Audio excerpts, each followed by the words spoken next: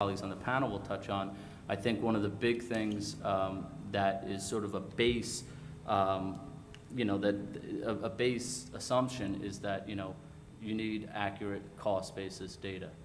You need good corporate action data. You need solid tax information attached to that data. So that really starts with the daily processing. And, beginning in 2011 and going forward, you're really going to have to scrutinize the data, make sure that, the data itself has, is accurate and that you have a solid base for that. Because, there's a number of different, components to the regulation, but the real overarching issue here is that you need to attach a basis figure on the 1099. So in order to do that, you obviously need good corporate actions information, mergers and splits.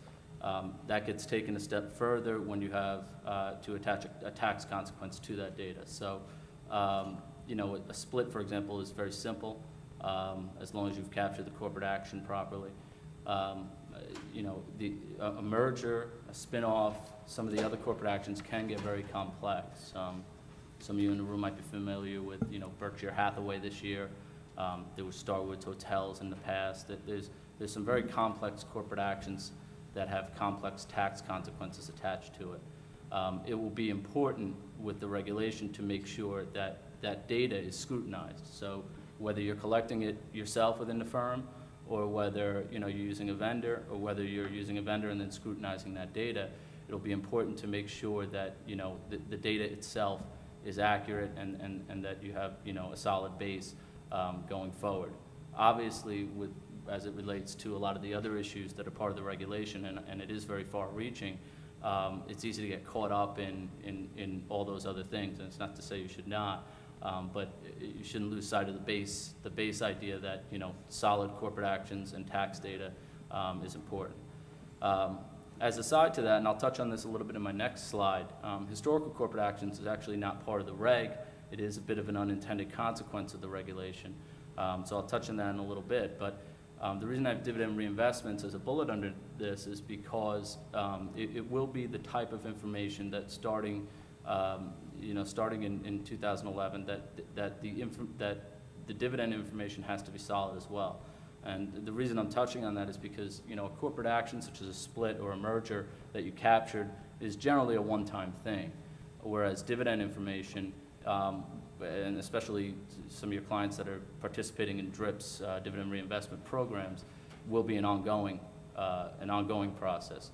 So you'll need to capture that information over several years.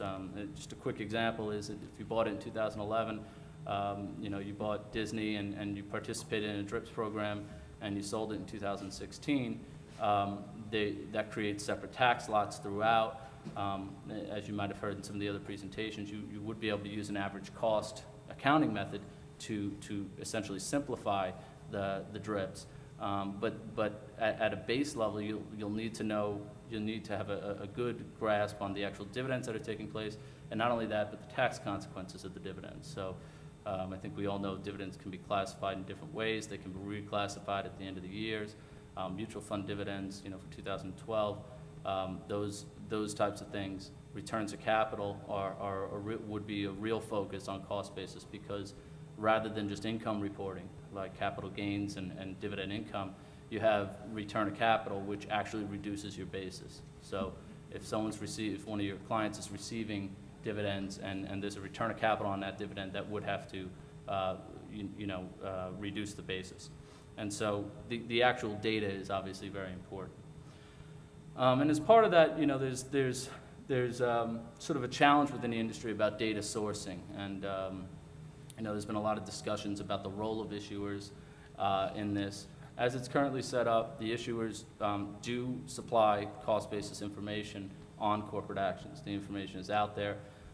It can be a little harder to dig up than your general corporate actions information, but the real challenge, I think, for a firm would be, scrutinizing the tax opinions, understanding what the tax opinions are saying, understanding exactly how they should be applied to the corporate action. And again, you could come back to some of the more complex ones where it's important to really understand how that should be applied.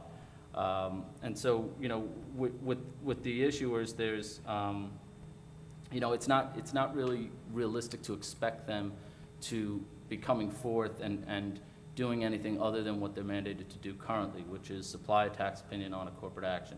It will be up to the firm to scrutinize that data, understand it, and apply it to their books and records, and make sure it's ultimately reported with adjusted basis on the 1099s. So the second slide, I just want to talk a little bit about unintended consequences here, because, as Cameron said, it's just the whole cost basis regulation. It's been a hot button issue, something that is so far-reaching. You'll see it.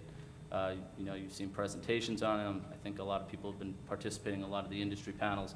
But one issue that keeps jumping out at me is just a general unintended consequence of client support, which is essentially that because the 1099s are changing, because adjusted basis is appearing on that 1099 and that's being sent to the IRS, I think the end user, the client, will end up having a lot of questions with regard to how you arrived at that basis.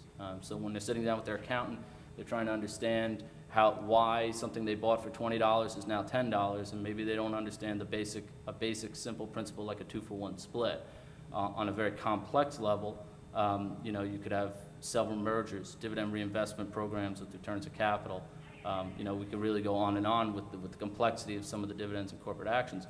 But the point is that, the customer service folks within your firms are going to have to understand how to deal with these sorts of questions. And I think currently, right now, those questions do exist.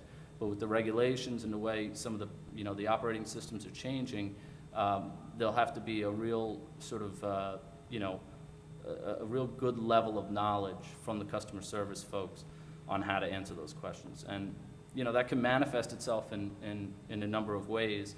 As I mentioned, you have DRIPS programs, and a phone call comes in, and they're wondering, how the average cost, how you arrived at an average cost for a DRIPS program, why a return of capital was applied on a dividend, and like I said, just a basic, simple, your basis being reduced, capital gains are increasing, taxpayers are going to have questions on that, and that's generally, I don't think, something that is in the front of people's minds, because obviously, in May of 2010, the focus is on compliance with January 1st, 2011, as it should be. But I think the client services aspect of having to support the calls that come in won't be a small thing.